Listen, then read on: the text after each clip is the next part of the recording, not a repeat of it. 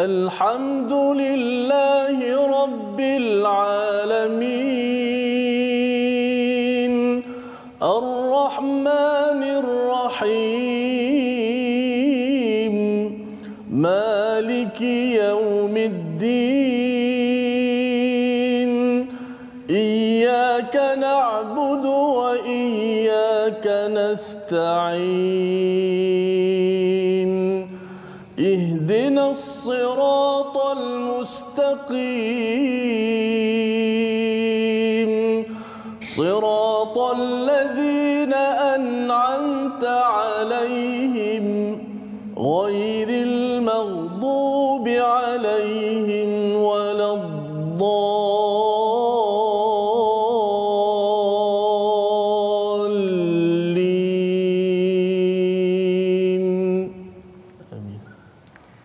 Assalamualaikum warahmatullahi wabarakatuh. Alhamdulillah wassalatu wassalamu ala Rasulillah wa ala alihi wa man wala. Asyhadu an la ilaha illallah wa asyhadu anna Muhammadan abduhu wa rasuluh.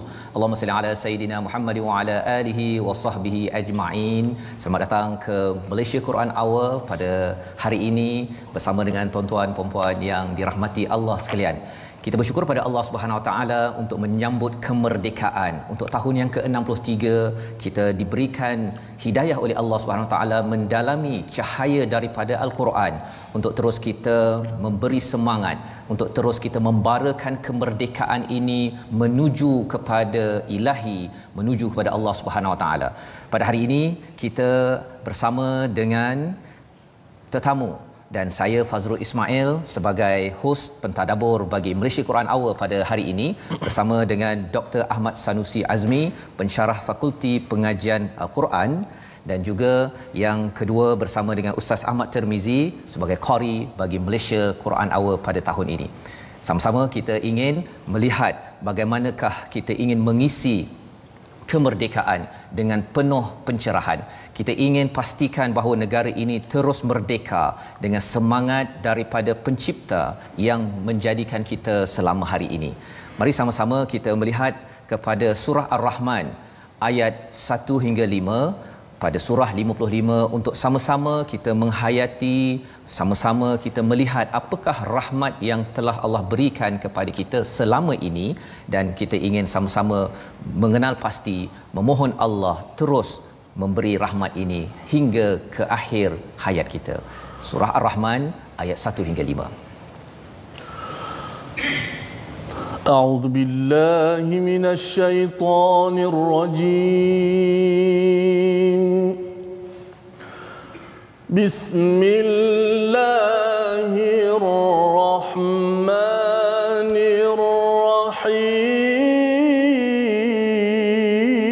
الرحيم الرحمن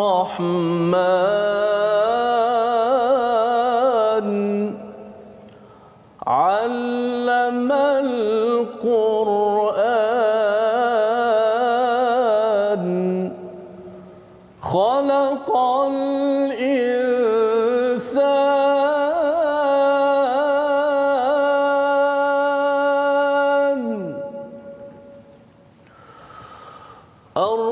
الرحمن علم القرآن خلق الإنسان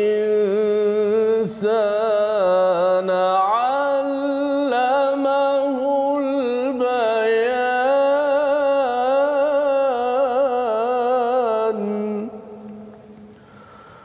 الشمس والقمر بحسبان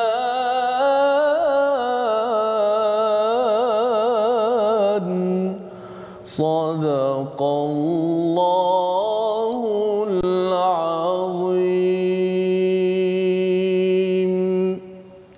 Surah Al-Allahul Azim, itulah bacaan daripada surah Ar-Rahman ayat 1 hingga 5 pada buku surat yang ke-531 untuk mengingatkan kembali kepada nikmat kemerdekaan yang kita kecapi, yang kita nikmati pada hari ini pada tahun yang ke-63 adalah anugerah daripada Allah yang amat penyayang, daripada Allah yang amat menyayangi, yang amat prihatin terhadap diri kita.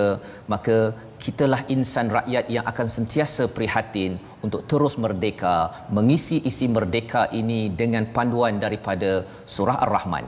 Ada 4 nikmat yang Allah beritahu di dalam surah ini. Yang pertama, apabila Allah menyatakan Allah mengajarkan Al-Quran. Nikmat pertama, Al-Quran yang mempunyai nilai. Nilai inilah yang kita ingin hidupi untuk kita terus membina dan mengisi negara merdeka. Dan seterusnya Allah menyatakan bahawa kita ini diciptakan sebagai insan.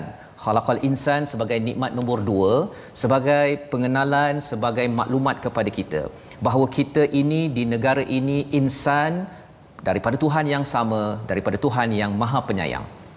Lebih daripada itu, kita ada Melayu, kita ada Cina, ada India, ada Kadazan, ada Murut, pelbagai kaum bangsa untuk kita sama-sama meraihkan bahawa mereka semua di kalangan kita adalah insan daripada Tuhan yang sama untuk kita sikapi dengan prihatin, dengan kasih sayang. Dan kemudian Allah memberitahu nikmat ketiga, Allamahul Bayan, iaitu Allah mengajarkan kita berkata, berkomunikasi dengan baik. Inilah nikmat kerana apabila kita dapat bercakap baik sesama kita, di Facebook kita bercakap baik, di Twitter kita bercakap baik, di WhatsApp kita bercakap baik, di dalam rumah kita bercakap baik, rupa-rupanya ini adalah anugerah daripada Yang Maha Penyayang. Kita tidak mahu fitnah ataupun mengumpat berada di Facebook, tidak mahu di dalam rumah, di luar rumah. Kerana apa? Kerana itu tanda bahawa negara ini kurang kasih sayang daripada Allah, padahal Allah Ar-Rahman tetap menebarkan kasih sayang kepada seluruh dunia. Dan nikmat keempat, Allah menyatakan tentang asy-syamsu wal qamaru bihusban. Matahari dan bulan ini beredar pada kadar yang tepat. Maksudnya ialah ketepatan ini menjadi rahmat kepada kita untuk kita menikmati cahaya, menikmati fotosintesis, menikmati segala tumbuh-tumbuhan daripada graviti, daripada asy-syamsu wal qamaru bihusban, yang dicipta, yang berfungsi dengan tepat, memberi pengajaran kepada kita bahawa sebenarnya nikmat inilah yang kita ingin teruskan, yang kita mohon Allah jaga kita, Allah tundukkan segala nikmat ini untuk kita agar kita tunduk kepada Allah yang Maha Penyayang, terus prihatin, terus mengisi merdeka ini dengan 4 nikmat dan terus menghargai semua nikmat ini. Apakah yang dibuat oleh Nabi sallallahu alaihi wasallam dalam berinteraksi dengan 4 nikmat ini? Bersama dengan Ustaz Dr. Ahmad Sadusi. Bismillahirrahmanirrahim. Alhamdulillahirabbil alamin, wassalatu wassalamu ala asyrafil anbiya wal mursalin wa ala alihi wa ashabihi ajma'in, amma ba'd. Baginda Rasulullah sallallahu alaihi wasallam adalah contoh yang sangat terbaik dalam memahami bagaimana untuk berinteraksi dengan Quran. Apabila baginda sallallahu alaihi wasallam membaca surah Ar-Rahman, baginda benar-benar menghayati apakah isi kandung yang sebenarnya ingin disampaikan dalam surah Ar-Rahman itu sendiri. Lalu baginda pada satu malam keluar untuk membacakan surah Ar-Rahman kepada para sahabat. Apabila dibacakan kepada para sahabat semuanya diam. Fasakatu. Semua mereka diam sehingga menyebabkan Rasulullah terasa. Kerana ada sesuatu yang terpendam di hati baginda, seakan-akan para sahabat tidak memberikan respon terhadap isi kandungan yang ada dalam surah Ar-Rahman. Lalu baginda seterusnya melafazkan kepada sahabat, meluahkan kepada mereka. Kata Rasulullah sallallahu alaihi wasallam dalam sabdanya menyebutkan, qara'tuha lailatal jinni, aku telah membacakan surah Ar-Rahman ini ke atas golongan jin, wahum wafakanu ahsana mardudan minkum, mereka lebih baik interaksinya dengan ayat Quran ini. Setiap kali apabila sampai pada ayat fabi ayyi ala'i rabbikuma tukadziban, golongan jin mengatakan tidak ada nikmat kamu yang kami dustakan.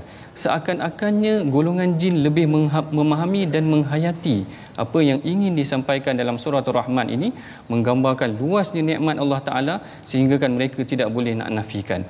Seakan-akannya gambaran mereka yang membaca surah Ar-Rahman ini seharusnya memahami Allah Ta'ala mengatakan pada mereka, apa nikmat kamu yang kamu nak dustakan lagi.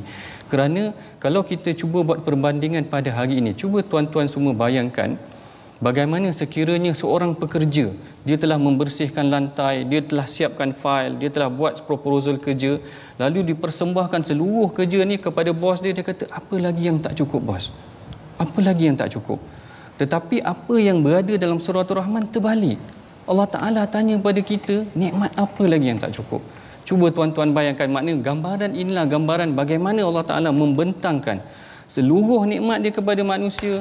Tetapi sekiranya manusia membaca surah Ar-Rahman, tidak berinteraksi dengan ayat-ayat Quran, tidak faham tentang apa yang Allah Ta'ala bentangkan daripada nikmat ini, inilah yang menyebabkan Rasulullah rasa sedih. Inilah yang menyebabkan Rasulullah kata, kenapa kamu tidak berinteraksi dengan ayat yang menceritakan nikmat yang sangat besar yang Allah Ta'ala berikan kepada kita. Kalau tuan-tuan perhatikan dalam ayat Quran ni, banyak Allah Ta'ala memberikan refleksi ataupun Allah Ta'ala mengajak kita memikirkan tentang nikmat yang ada dalam Quran. Salah satu yang paling luas sekali yang dibentangkan adalah dalam surah Ar-Rahman.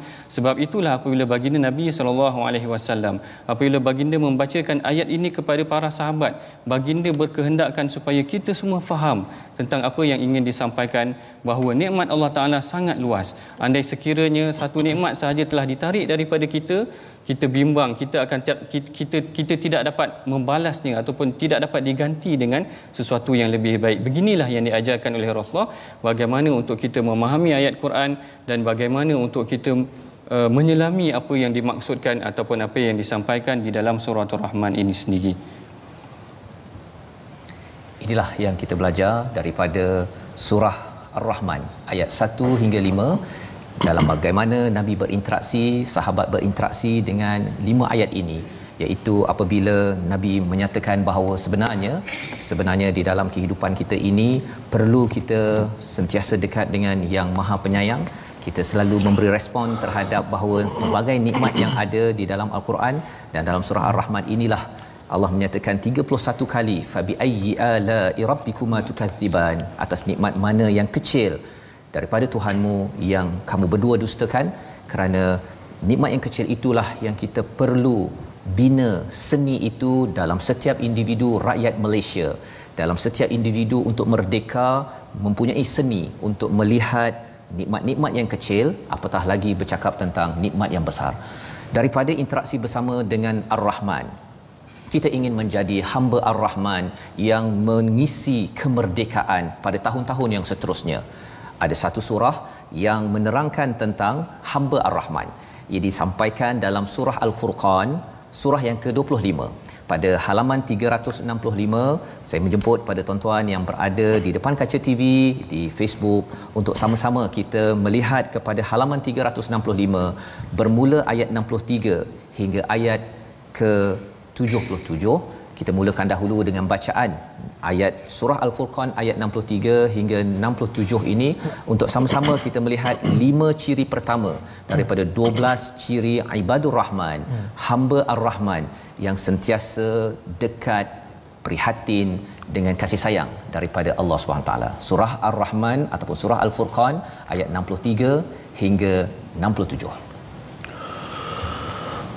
أعوذ بالله من الشيطان الرجيم بسم الله الرحمن الرحيم وعباد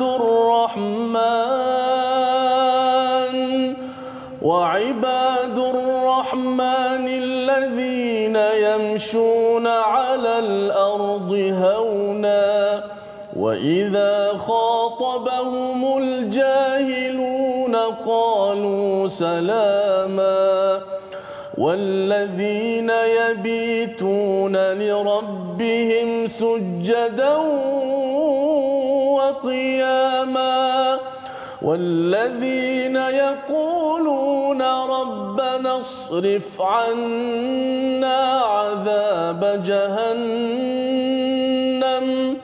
ربنا اصرف عنا عذاب جهنم إن عذابها كان غراما إنها ساءت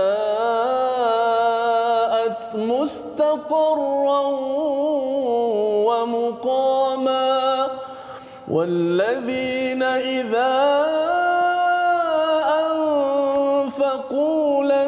يسرفوا ولم يقتروا وكان بين ذلك قواما والذين لا يدعون مع الله إلها آخر ولا يقتلون ولا يقتلون النفس التي حرم الله إلا بالحق ولا يزنون ومن يفعل ذلك يلقى أثاما صدق الله العظيم. Surah Al-Azim pada ayat 63 hingga 68 sebentar tadi kita membaca tentang bagaimana Allah menyatakan tentang ciri ibadur Rahman, tentang hamba-hamba Ar-Rahman, hamba-hamba Maha Pengasih. Allah menyatakan di hujung surah Al-Furqan, surah yang bercerita tentang Al-Furqan. Nama lain bagi Al-Quran, makin kita diajarkan dengan Al-Quran, makin tuan-tuan bersama dengan Al-Quran yang dinyatakan pada ayat 2 surah Ar-Rahman yang kita lihat sebentar tadi.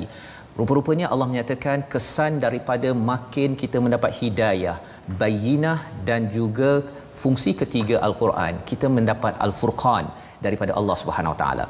Makin kita dekat dengan Al-Furqan, kita dapat membezakan yang hak dan yang batil, dan ada panduan apakah tanda seseorang itu mendapat Al-Furqan, iaitu ia menjadi hamba Ar-Rahman, hamba Maha Pengasih yang Allah nyatakan pada ayat 63. Ciri yang pertama, berjalan di atas muka bumi ini dengan penuh rendah hati.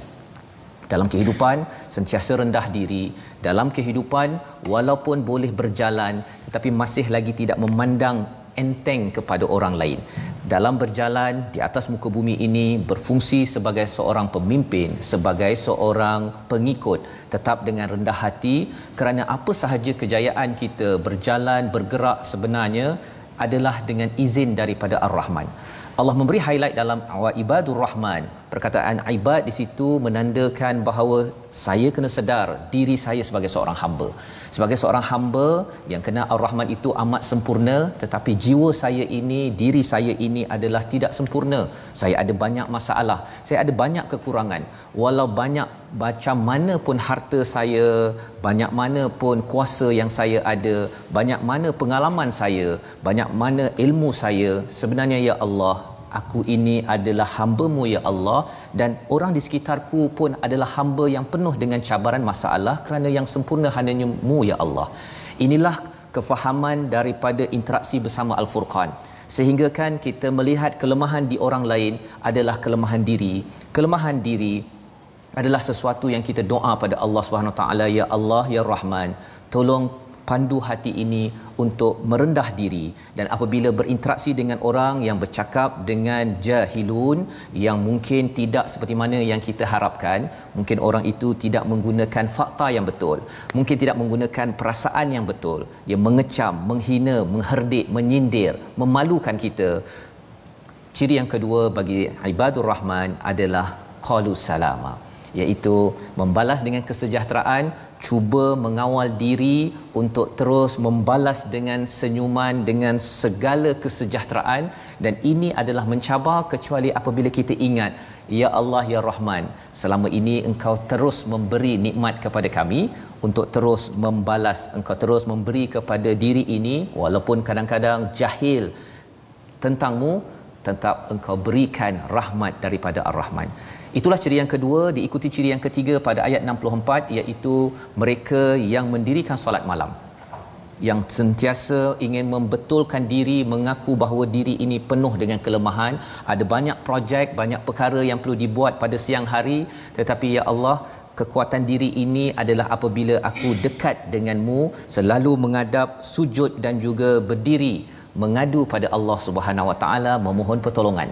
Ciri yang keempat adalah apabila seorang hamba Ar-Rahman selalu berdoa, mohon jauhkan daripada risiko paling besar, iaitu neraka Allah, tidak mampu untuk kekal, tidak mampu untuk duduk walaupun satu saat. Dan kerana itu membawa kepada ciri yang kelima, ibadur Rahman sentiasa berjuang memberi, tidak melampau bakhil, tidak bakhil dan tidak kedekut, tidak juga dia boros dalam menggunakan segala rezeki yang Allah berikan. Bagaimana Rasul sallallahu alaihi wasallam berinteraksi menjadi contoh Quran berjalan hamba Ar-Rahman, bersama dengan Ustaz Dr. Ahmad Sanusi. Baik. Bukan sahaja dalam Quran sebenarnya menceritakan bagaimana ciri-ciri ibadur Rahman, tetapi baginda Nabi SAW sendiri menunjukkan contohnya. Antara perkara yang disebutkan oleh Rasulullah SAW adalah apa yang disabdakan ataupun apa yang diceritakan oleh seorang sahabat Nabi yang asalnya adalah seorang pendeta Yahudi, namanya Abdullah bin Salam. Tetapi ketika mana baginda Nabi SAW sampai di Madinah, Abdullah bin Salam bersegera dengan para sahabat yang lain untuk berjumpa dengan Rasulullah. Perkara ini disebutkan dalam hadis yang menyebutkan, dikatakan oleh Abdullah bin Salam, lamma qadiman Nabiy sallallahu alaihi wasallam al-Madinata in jafalan nasu ilaihi. Bila mana Rasulullah sallallahu alaihi wasallam datang sahaja ke Madinah, maka manusia bersegera menuju kepadanya. Wa qila qad qadiman Nabiy sallallahu alaihi wasallam. Lalu dia kata bersegeralah manusia menuju kepadanya, lalu aku pun turut menuju kepadanya. Faji'tu fin nas li anzura falamma tabayyantu wajhahu araftu anna wajhahu laysa biwajhin kadzdzab. Abdullah bin Salam berkata bahawa apabila aku menyaksikan wajah Rasulullah ni bukan wajah seorang yang penipu. Lalu dia meneruskan lagi dan dia kata, fakana awwalu syai'in sami'tuhu takallama bihi an qala ya ayyuhan nas afshus salam wa at'imut ta'am wasilul arham wa sallu bil laili wan nasu niyam tadkhulul jannata bisalam. Lalu Rasulullah berpesan, yang pesanan yang pertama yang diingati oleh Abdullah bin Salam, iaitu Rasulullah berkata, wahai manusia, afshus salam, sampaikanlah salam, wa at'imut ta'am, berilah makan, wasilul arham, hubungkanlah silaturahim, wa sallu bil laili wan nasu niyam, dan dirikanlah solat malam ketika mana manusia sedang tidur, tadkhulul jannata bisalam, maka kamu akan masuk syurga dalam keadaan yang sejahtera. Perhatikan bagaimana hadis ini diriwayatkan oleh asalnya seorang Yahudi. Berarti maknanya Yahudi itu pertama kali melihat Rasulullah, perkara pertama yang terdetik dalam hati dia, dia ni bukan seorang wajah yang penipu. Ini perkara yang paling penting sekali dalam pembinaan sebuah negara yang merdeka, iaitu dipimpin oleh seorang yang memang mukanya adalah muka seorang yang ikhlas, jujur untuk memberikan kesejahteraan buat rakyat. Bahkan lafaz pertama yang disampaikan oleh Rasulullah SAW kepada manusia adalah afshus salam, sebarkan kesejahteraan, sebarkan salam. Sebarkan salam adalah salah satu perkara yang paling asas yang disebutkan oleh baginda Nabi, sehingga kan baginda kata kamu akan mudah masuk syurga dengan hanya memberi salam. Sabda Rasulullah SAW, baginda kata la tadkhulul jannata hatta tu'minu, kamu tak akan boleh masuk syurga sehingga kamu beriman. Wala tu'minu hatta tahabu, dan kamu tidak akan beriman melainkan kamu setelah berkasih sayang, membina masyarakat yang harmoni. Bagaimana nak berkasih sayang? Lalu Rasulullah kata, awala adullukum idza qultum tahabbabtum. Bukankah kamu nak tak kamu kalau aku beritahu kamu satu perkara, kalau kamu buat kamu akan berkasih sayang? Lalu para sahabat bertanya, apa dia wahai Rasulullah? Lalu Rasulullah kata, afshus salam. Afshus salam bukan sekadar menyebarkan salam, tetapi memberikan kata yang elok kepada manusia, tidak caci maki, tidak kutuk mengutuk, tidak menfitnah sesama manusia. Inilah perkara yang paling asas dalam pembinaan sebuah negara yang mempunyai ciri-ciri ibadur rahman yang membentuk satu negara yang harmoni. Inilah apa yang dilakukan, yang berlaku sebagai sunnah Nabi sallallahu alaihi wasallam. Bagaimana untuk menghidupi, memimpin sebuah negara daripada Mekah ke Madinah itu, dan inilah juga yang kita perlu sikapi, yang perlu kita amalkan untuk kita sama-sama mengisi kemerdekaan, iaitu sentiasa prihatin, sentiasa ikhlas dalam membina negara ini dan sentiasa ingin membawa kesejahteraan.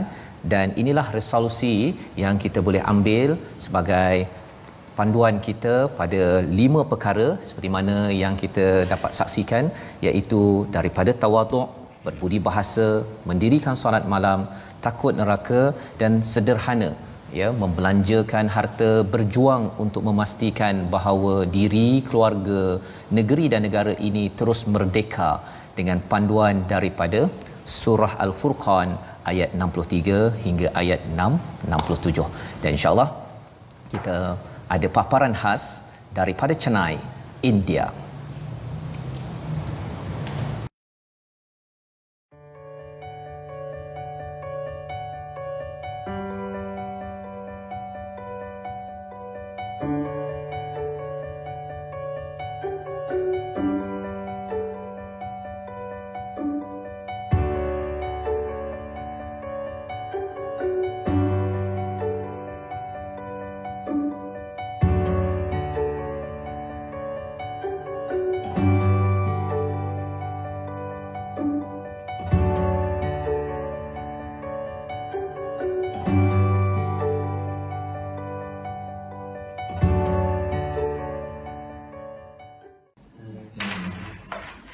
Bismillahirrahmanirrahim. Ar-Rahman 'allamal Qur'an khalaqal insan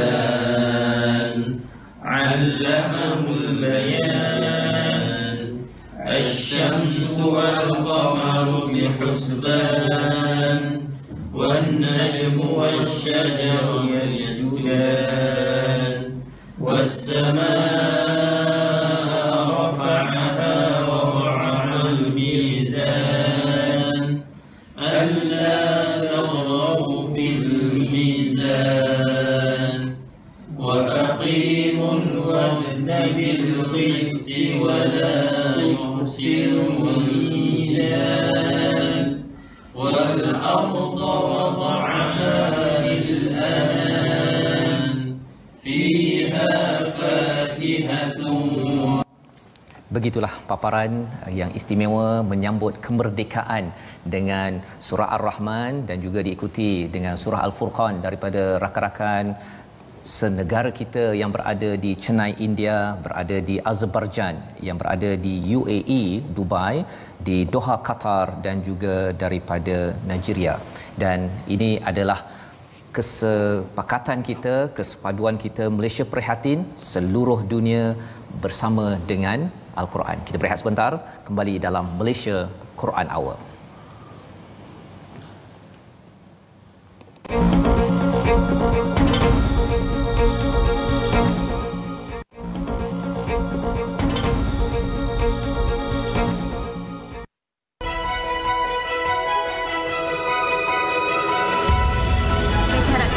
Untuk kali ini semoga kita lebih merdeka dari segi rukun bahasa kita, tata cara kita, budaya kita, sikap kita, tingkah laku dalam diri kita, dan merdekalah untuk diri sendiri dengan ke arah kebaikan. Alhamdulillah, negara kita memang pun dah merdeka sejak dulu lagi, tetapi still dibelenggukan dengan krisis antara bangsa dengan kaum.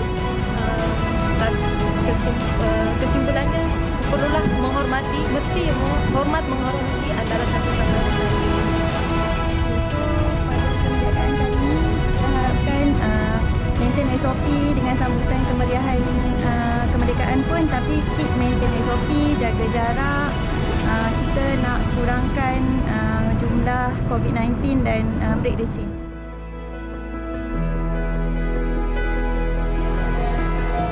Kembali kita dalam Malaysia Quran Hour yang dibawakan oleh Mufas. Kita sama-sama bersyukur kepada Allah Subhanahu Wa Taala, Allah Ar-Rahman, memberi kepada kita nikmat kemerdekaan untuk tahun yang ke-63 yang kita perlu syukuri banyak-banyak dengan kita sama-sama berazam untuk menjadi hamba Ar-Rahman, dan kita ingin sama-sama mendidik kepada ahli keluarga kita, kepada ahli organisasi kita, ahli negeri dan negara ini, yang kita doakan banyak-banyak kerana kita adalah hamba yang penuh kelemahan, bukan mudah untuk mengawal hati orang lain kerana hati sendiri pun amat sukar, tetapi Ar-Rahman mampu untuk memastikan merdeka ini adalah merdeka yang dipimpin, diberi rahmat oleh Allah Subhanahu Wa Taala. Kita ingin melihat kepada ciri yang seterusnya sebagai hamba Ar-Rahman pada ayat yang ke-68 hingga 72. أعوذ بالله من الشيطان الرجيم والذين لا يدعون مع الله إلها آخر ولا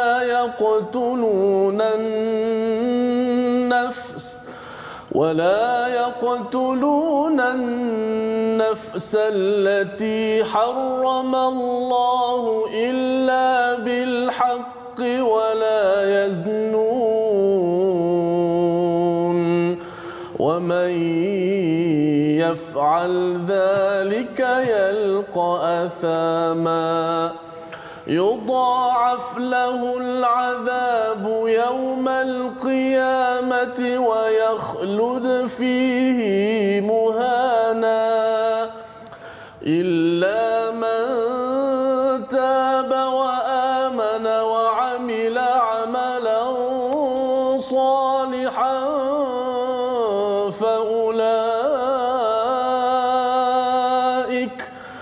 فأولئك يبدل الله سيئاتهم حسنات وكان الله غفورا رحيما ومن تاب وعمل صالحا فإنه يتوب إلى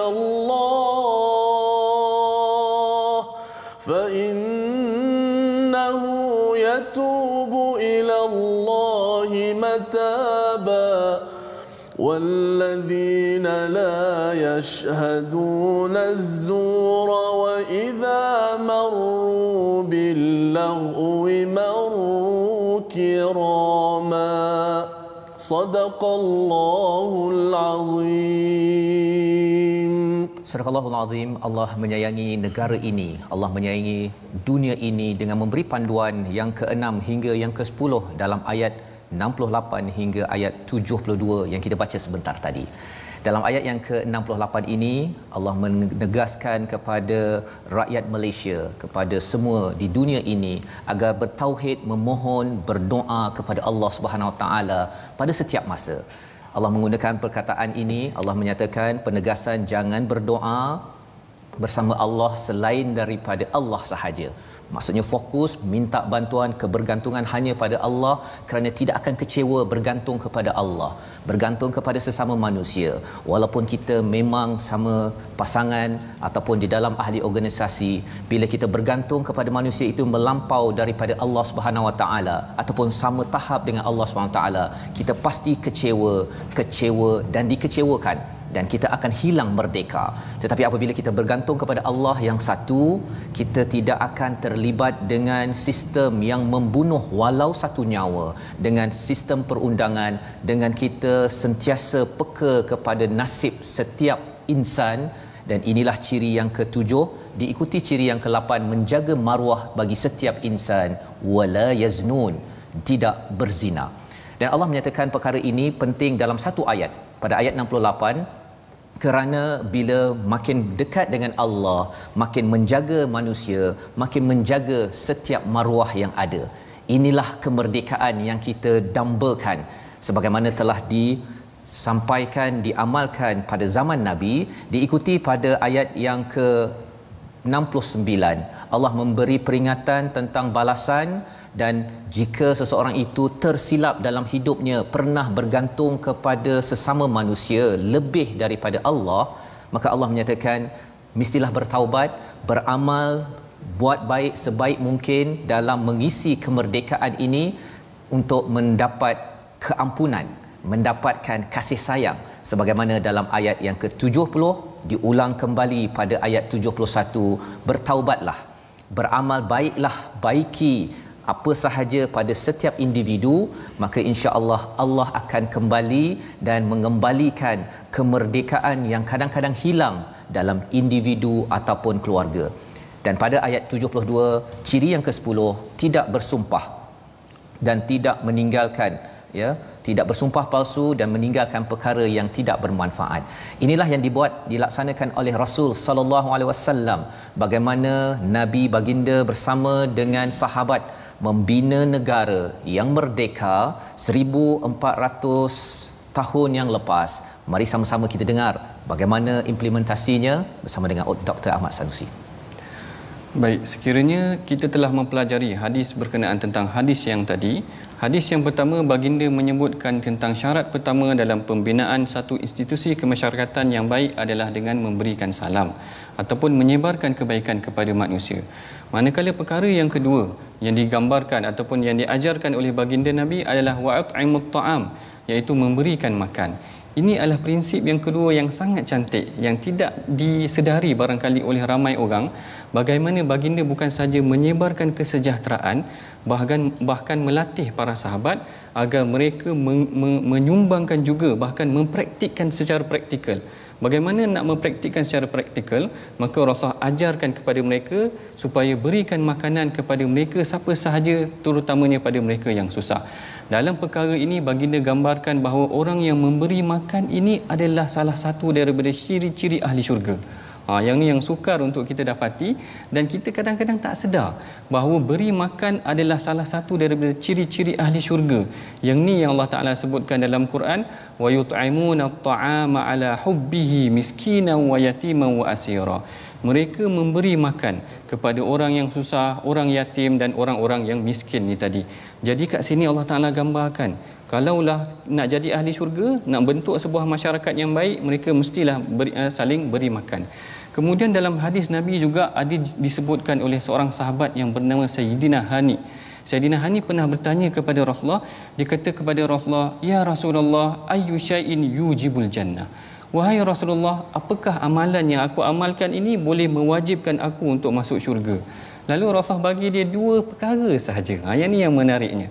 Rasulullah kata, alaika bihusnil kalam, hendaklah kamu menjaga kata-kata kamu, jangan kutuk orang, jangan caci orang. Sama macam perkara pertama yang Rasulullah sebutkan tadi tentang afsyus salam. Perkara yang kedua Rasulullah kata wabadlut ta'am, berilah makan. Perhatikan bagaimana para sahabat praktikkan. Ada seorang sahabat nama dia Sayyidina Abdullah bin Amru. Sayyidina Abdullah bin Amru ni satu hari dia sembelih anak kambing ataupun disembelih kambing, lalu dia tanya kepada ahli keluarganya, boleh tak kita bagi pada jiran kita yang bukan muslim?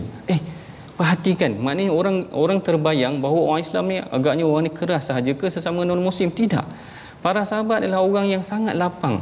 Mereka memberikan makan kepada sesiapa sahaja, orang susah, orang senang, bahkan non-muslim turut diberikan sumbangan ataupun beri makan.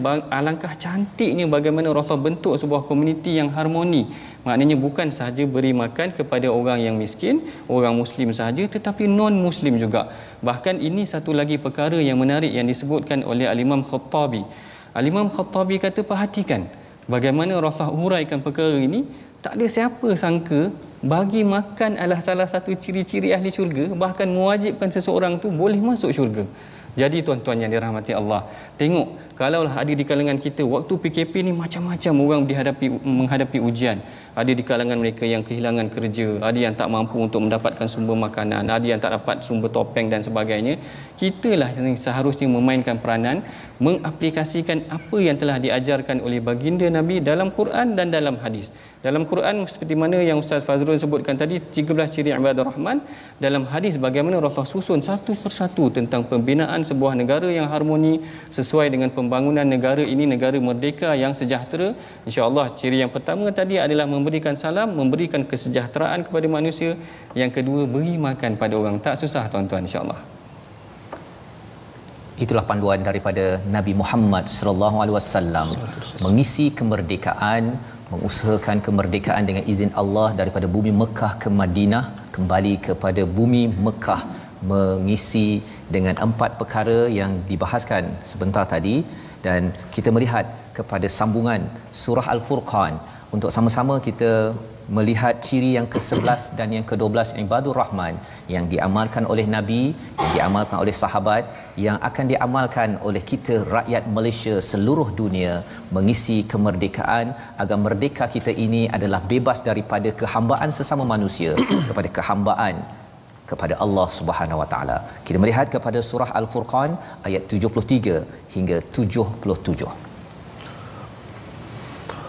أعوذ بالله من الشيطان الرجيم بسم الله الرحمن الرحيم والذين إذا ذكروا بآيات ربهم لم يخروا عليها صما وعميانا والذين يقولون ربنا هب لنا من أزواجنا وذرياتنا قرة أعين ربنا هب لنا من أزواجنا وذرياتنا قرة أعين وجعلنا للمتقين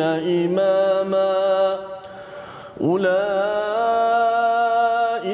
يجزون الغرفة بما صبروا ويلقون يلقون فيها تحية وسلاما خالدين فيها حسنت مستقرا ومقاما قل ما يعبأ بكم ربي لولا دعاؤكم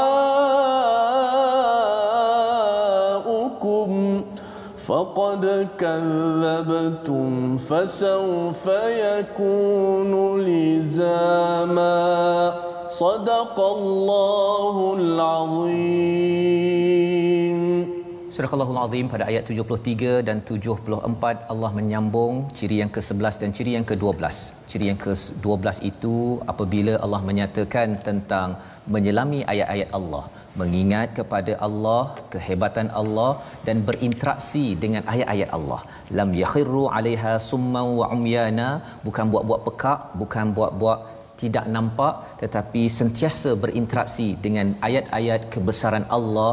Pada waktu ini kita nampak bahawa salah satu kebesaran Allah, Allah memberi kepada kita satu ujian COVID-19 untuk sama-sama kita mengamalkan sunnah Nabi yang dinyatakan oleh Dr. Ahmad Sanusi sebentar tadi, agar kita terus memberi salam kepada seluruh insan, untuk terus memberi makan, membantu, untuk terus lagi bersilaturahim, untuk terus lagi kita bangun pagi untuk memikirkan hubungan dengan Allah, hubungan dengan manusia. Dan inilah kesan daripada kita berinteraksi dengan ayat-ayat Allah. Ayat-ayat Allah ini perlu kita interaksi dari masa ke semasa, kerana hamba Ar-Rahman tahu bahawa diri amat lemah. Bila diri amat lemah, perlukan bantuan daripada Allah. Melihat kebesaran Allah di alam ini menyebabkan dia rasa bahawa lemahnya saya ini ada Ar-Rahman yang akan membantu saya. Ketika saya kecewa, ketika saya rasa sedih, saya tahu bahawa alam yang besar ini masih lagi ada pencipta, maka pencipta yang sama akan membantu saya untuk saya terus memperjuangkan kemerdekaan.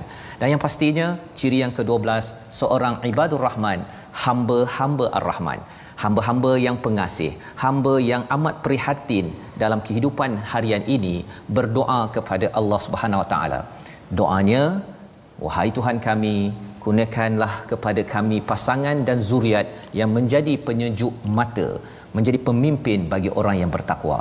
Mengapakah ibadur rahman berdoa begini? Kerana seorang hamba ar-Rahman amat penting menjaga keluarganya, ingin menyelamatkan keluarganya, dan ketika diri rasa bahagia dengan keluarga, doa terus dengan doa yang ada pada ayat 74, kerana ingin bahagia itu sampai ke syurga.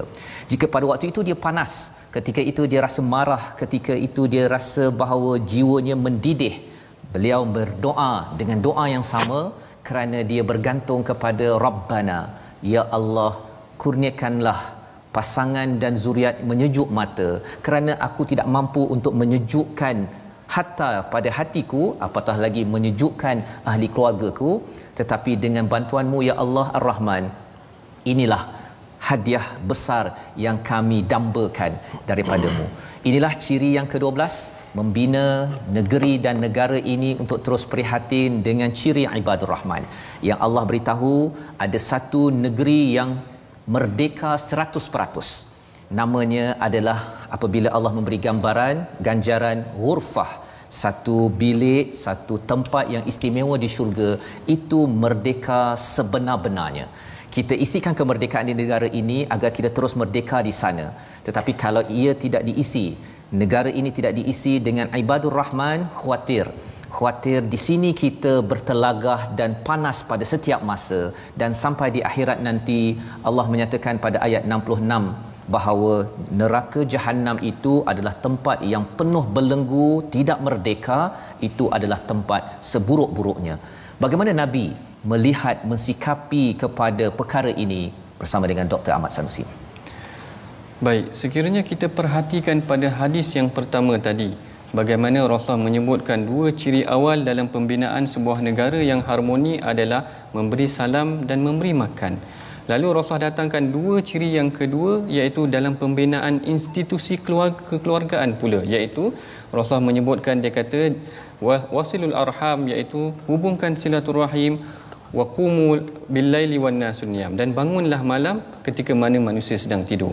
Perhatikan bagaimana cantik Rasulullah bahagikan hadis ini kepada 4 elemen. 2 elemen yang pertama adalah tentang kemasyarakatan dan 2 elemen yang kedua adalah tentang kekeluargaan. Elemen yang tentang kekeluargaan ini, yang pertama Rasulullah sebutkan bahawa jangan kita putuskan silaturahim.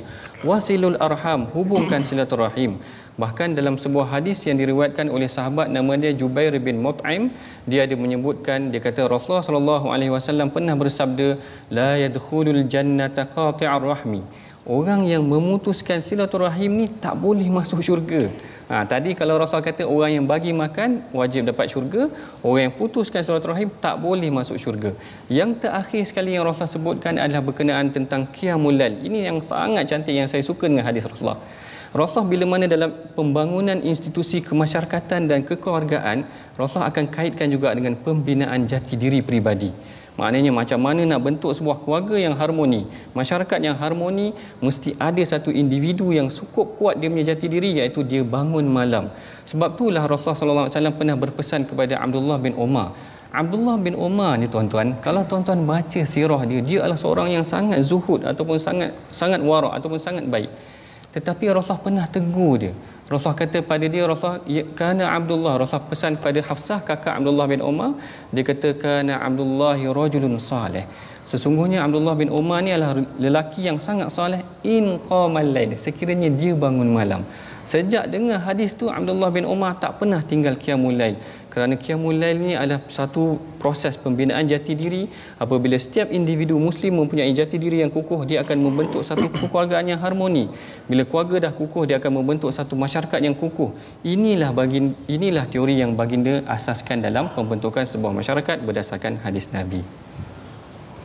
Begitulah panduan daripada Nabi sallallahu alaihi wasallam, mendirikan malam ini sebagai cara untuk kita membina personaliti yang unggul, agar personaliti unggul itu digabungkan dengan personaliti unggul dalam sebuah keluarga. Maka keluarga itu amat bergantung kepada Ar-Rahman, bukan yang si isteri bergantung pada suami, si suami makin bergantung pada isteri, dan makin bergantung akhirnya kecewa kerana tidak dapat memenuhi kepada harapan. Bagi seorang di dalam organisasi bergantung kepada ketua bergantung pada individu tertentu, dan akhirnya bergantung, ia kecewa ketika kebergantungan itu hancur musnah. Tetapi tidak akan mudah kecewa apabila bergantung kepada Ar-Rahman. Inilah yang membawa kepada ibadur Rahman. 12 ciri yang tersenarai sebentar tadi, yang bermula dengan tawaduk, bermula dengan berbudi bahasa, mendirikan solat malam, takut kepada balasan neraka, sederhana membelanjakan harta, bertauhid, menjauhi pembunuhan, menjauhi zina, bertaubat, tidak bersumpah palsu, berinteraksi dengan ayat-ayat Allah, memohon kebaikan buat keluarga. Moga-moga Allah memberikan hidayah kepada kita, kepada seluruh rakyat Malaysia untuk mengisi kemerdekaan dalam Malaysia Quran Hour. Mari kita sama-sama panjatkan doa kepada Allah Ar-Rahman mengizinkan kita menjadi generasi rakyat ibadur Rahman dipimpin oleh Ustaz Ahmad Tarmizi. Untuk doa, mari sama-sama kita menghayati doa yang telah Tuhan Ar-Rahman merakamkan dalam surah Al-Furqan, iaitulah pada ayat yang ke-74, menerangkan personaliti, ciri-ciri ibadur Rahman. Sama-sama kita hayati doa tersebut. Rabbana hab lana min azwajina wa dhurriyyatina qurrata a'yunin waj'alna lilmuttaqina imama. Wahai Tuhan kami, anugerahkanlah kepada kami pasangan kami dan keturunan kami sebagai penyenang hati-hati kami, ya Allah, dan jadikanlah kami pemimpin bagi orang-orang yang bertakwa. Amin. Amin ya rabbal alamin. Doa ini mengakhiri program Malaysia Quran Hour kita pada hari ini. Program ini yang dibawakan oleh Mufas. Kita bersyukur pada Allah SWT terus mengisi dengan merdeka dengan menjadi hamba Ar-Rahman, berinteraksi dengan yang Maha Pengasih Penyayang. Assalamualaikum warahmatullahi wabarakatuh.